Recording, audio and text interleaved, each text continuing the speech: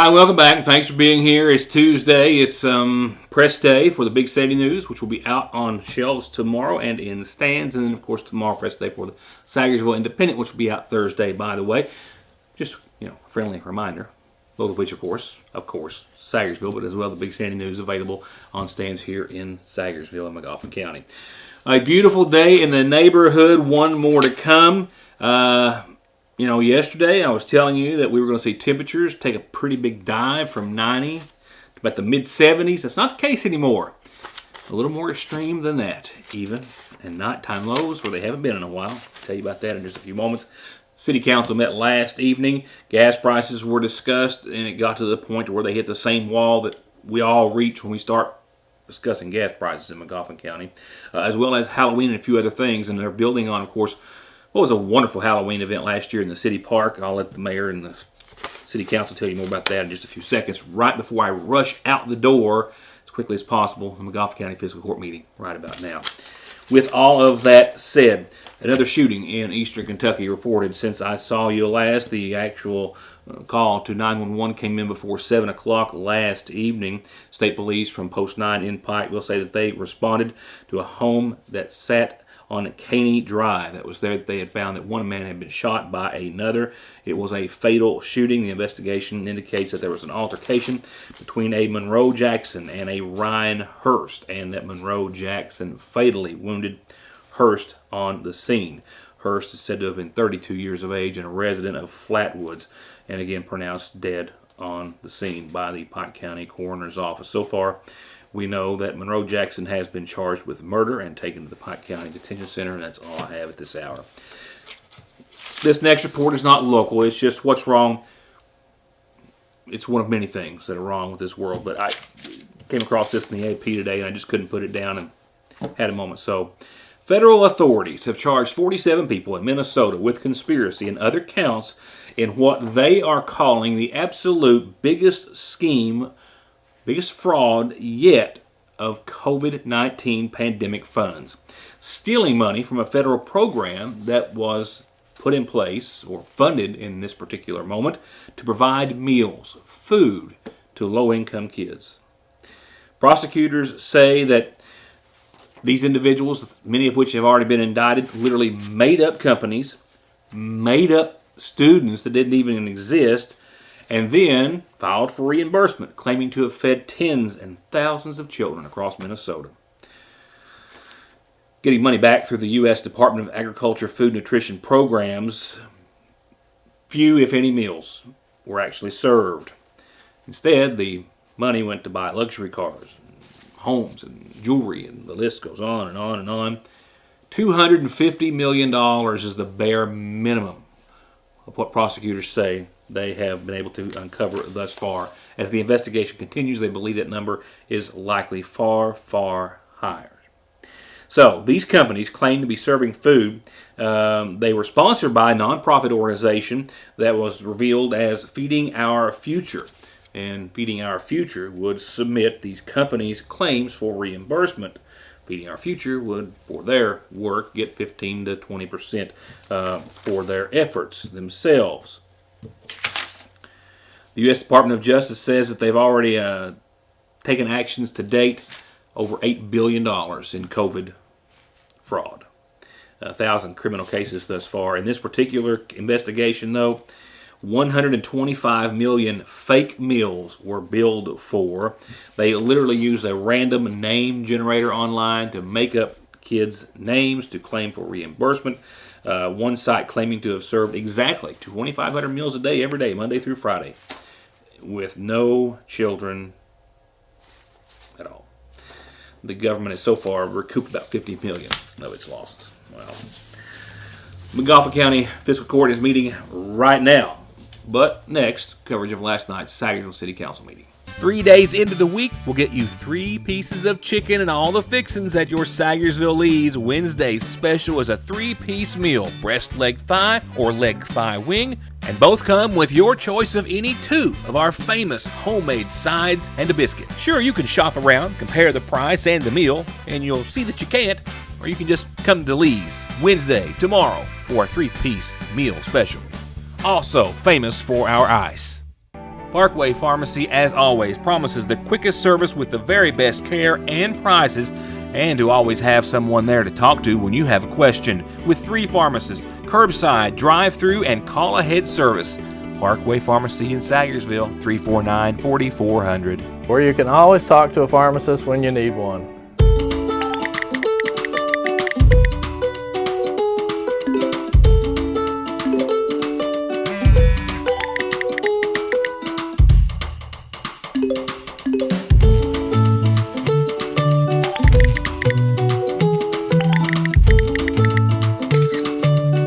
With the power to bring us together even when we're far apart, we keep families connected. We are you. We are Appalachian Wireless. Stop in at Prohibition today. We have hot coffee, iced coffees, frappuccinos. If you're not a fan of coffee, we have non-coffee beverages like Freshies or Red Bull Kickers. Stop in today for a pup cup, whipped cream and dog treats designed specifically for your pup to make their tails wag. Try our delicious donuts from Gracefully Made Donuts, cheesecake and brownies from our local cheesecake lady, and an assortment of other delicious pastries from Rutabaker's Bakery in Moorhead. Stop in or drive through. We're open till 8 p.m. every day, located on the Parkway next to Appalachian Smoke. Well, gas prices are on their way down. They're still not down to where they need to be, to where they used to be either, but it was discussed last night during the regular meeting of the Sayersville City Council, still trying to determine which is best, buying retail or buying wholesale for city vehicles.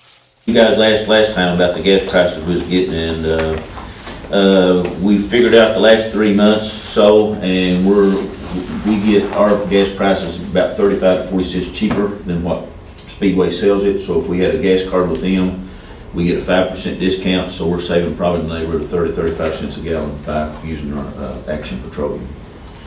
I didn't get to talk to Dan about putting in our own pump with our swipe card and all that stuff, but I will do that for the next meeting. But it is a substantial savings that we get by getting it through them and not using our fleet card. Right. I'm hoping if it's not too great a money investment to put our own pump in with a card on it like that, whoever gets it can swipe it. But right now there's only Paul has keys, police officers have keys, and Brandon Allen with the Waterworks has a key, and Donnie is only keys out for the lock. We have a lock on it, so we have to lock it and then log in or when they take the gas and then that it. So, but I will check on the other pump. But we are making a substantial savings by getting it from them and not going with any of the stations here in town. So. Any other quick questions on that or anything? Well, things brought up, we talked about it briefly here a while back, but you brought up the stations here in town. There is absolutely nothing we can do to talk to them. Well, I understand there is nothing.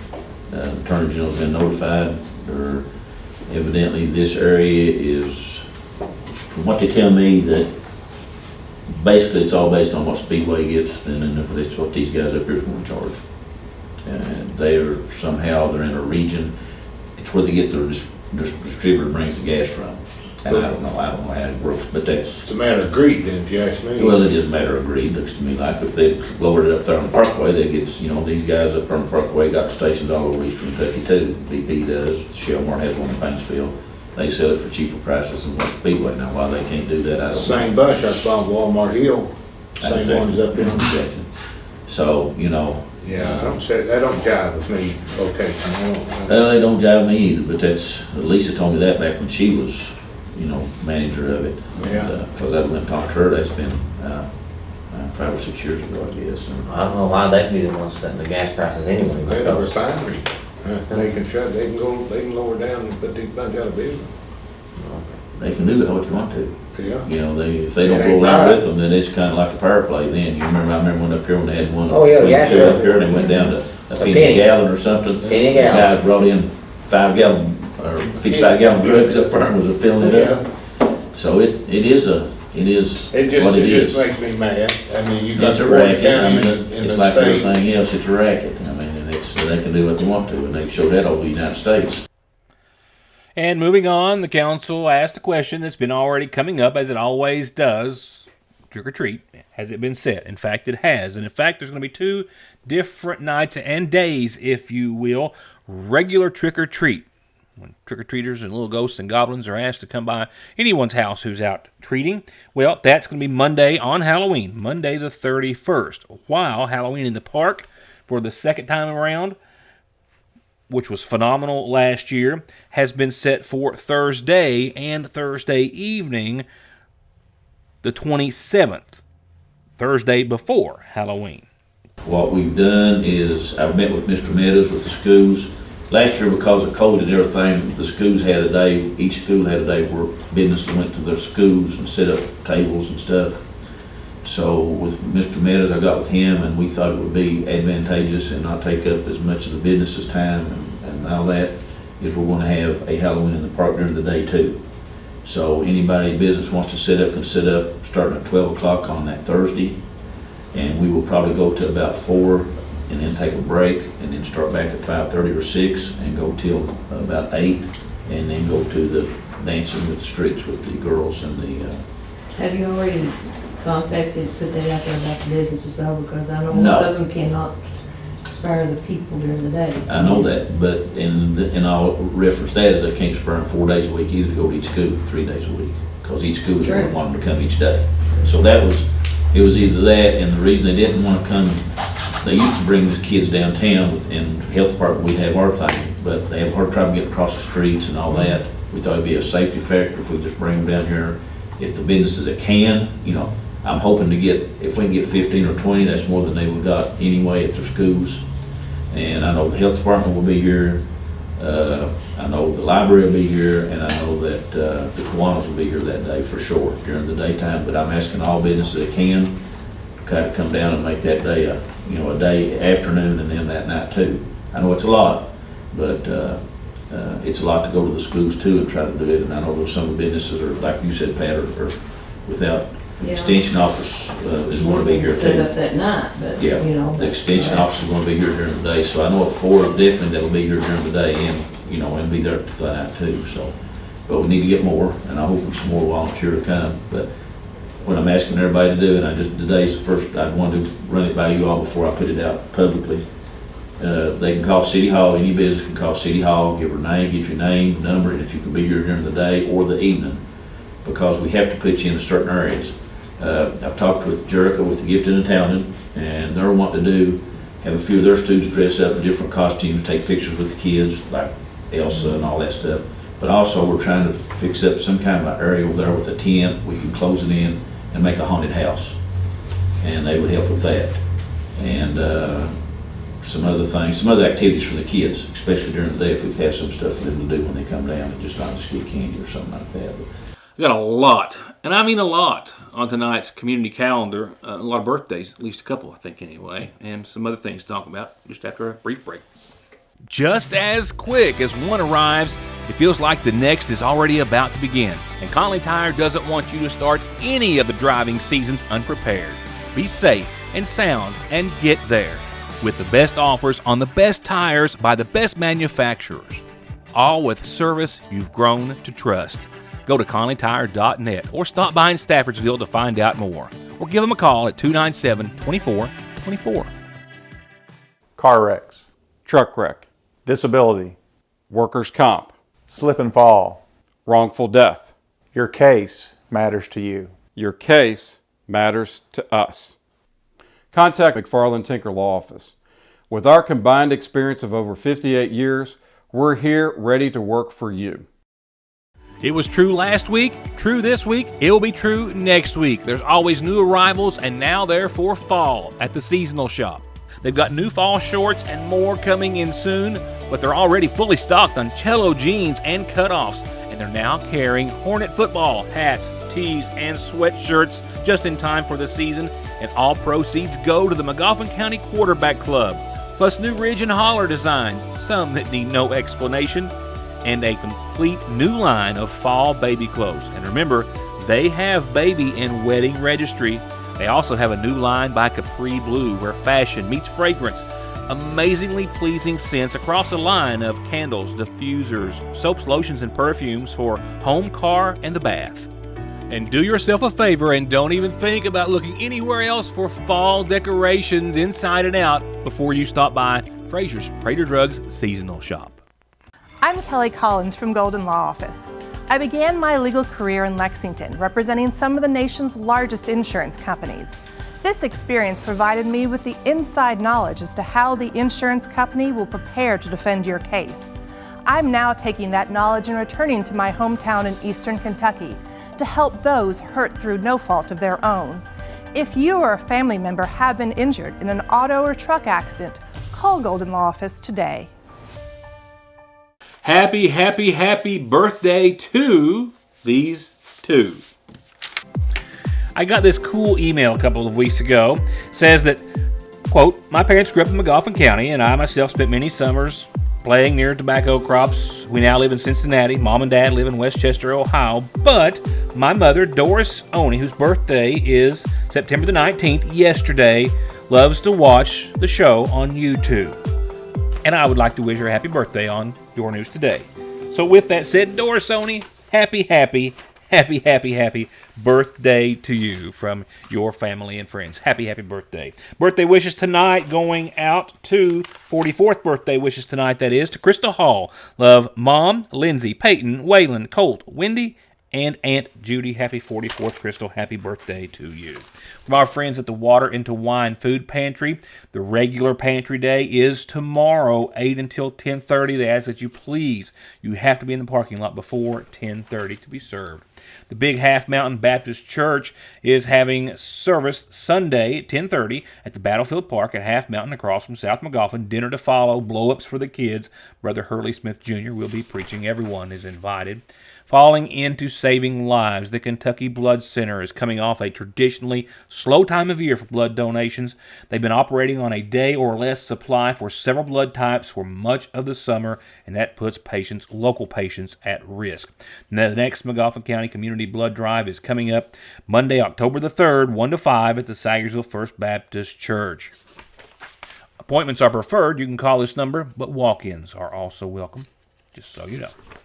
The Prestonsburg VA Clinic is hosting their annual flu shot clinic for all McGoffin County veterans. This is the 6th of October, 5 to 7, I'll remind you, at the Henry Joseph edition of the Lloyd M. Hall Community Center during that DAV Chapter 15 regular meeting. If you have any questions, call 349-2299 for Commander Salyer.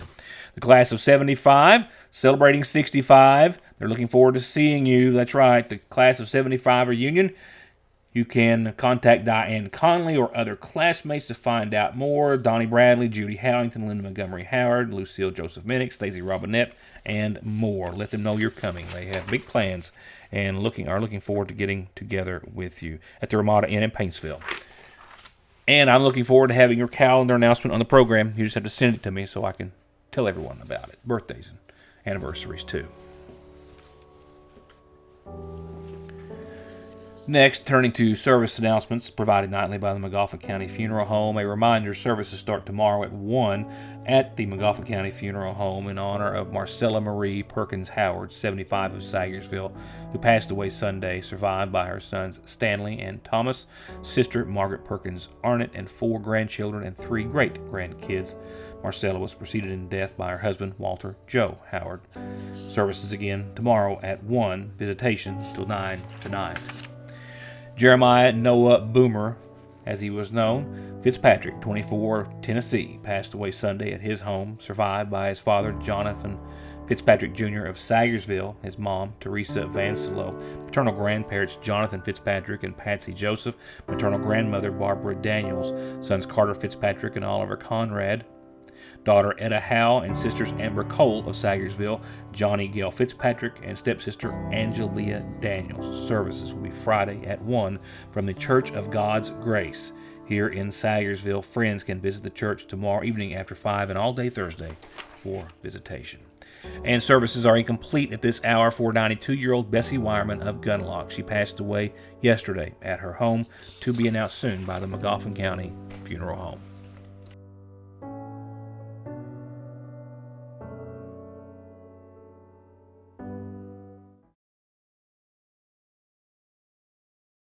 The reassurance of getting your medications and over-the-counter needs at Sagersville's oldest and most trusted pharmacy. The convenience of curbside pickup and call-ahead service. And the fact that you can walk in, order to go, or sit down and get gourmet quality hot fudge brownies, nachos, shakes, coffees, hot dogs with homemade sauce, desserts, and more makes it more than your hometown Good Neighbor Pharmacy. It's a destination in downtown Sagersville, Frazier's Prater Drugstore. It doesn't get any sweeter than that.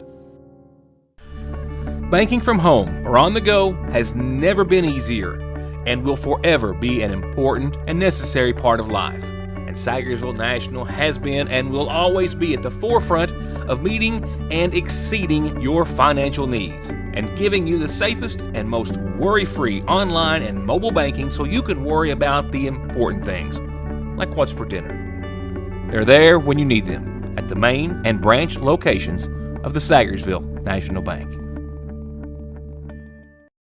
So, 24 hours ago, we were talking about the temperatures taking a swing from tomorrow to Thursday, like about 15 degrees. Well, they're not going to do that anymore. Looking at a solid 20 right now. Okay, let me build up to that. Some big changes on the way. Cold front's coming. Mostly clear skies tonight, though, and 61 degrees. A calm wind will wrap up the rest of your Tuesday. I mean, another beautiful day in the neighborhood, and summer. I mean, it's almost like clockwork as far as the forecast is concerned, and I don't say that very often because it's Kentucky and it doesn't happen that often, but the last day of summer, 90, sunny, hot degrees, 64 tomorrow night, partly cloudy skies. We do have a chance of some showers and thunderstorms technically into your Thursday morning because right now we're not expecting them until after 2 in the a.m. or so, but 90 and sunny tomorrow, and just like flipping the switch, we'll turn into fall Thursday, the first day. And look at that. Daytime highs now down to a steady temperature of around 70 degrees. Not a major washout or anything of that nature, only a 30% chance of showers and storms. And light winds 3 to 7 out of the northwest, but 70 after a 90, and a 68-degree Friday on the heels of that. And it will clear out quickly. 68 sunny, 48 Thursday night, 51 Friday night, and then we will kind of hover into the 70s thereafter. Mid and upper for your weekend right now, mostly sunny, and 75 for your Saturday, 58 that night, partly cloudy. Next round of shower chances rolls in on Sunday. Temperature still in the 70s at 77, 56 that night, partly sunny, and a 40% chance of showers and storms with that next system. Notice what temperatures do again, back down to the 70-degree mark. 70 on your Monday, Tuesday, 70 as well. Won't be surprised if we don't have a day or two in there that being Monday and Tuesday that fall a tick or two below that 70-degree mark. We'll wait and see. But sunshine and close to 70 on the last 2 days of your 7-day. That's going to wrap it up. Physical court coverage coming up on tomorrow's program. So I'm out the door, and I will see you then. Thank you for watching, and enjoy the rest of your Tuesday. That's a wrap. More than the time that I have. Thank you for being a part of it. Enjoy the rest of your Monday. See you tomorrow.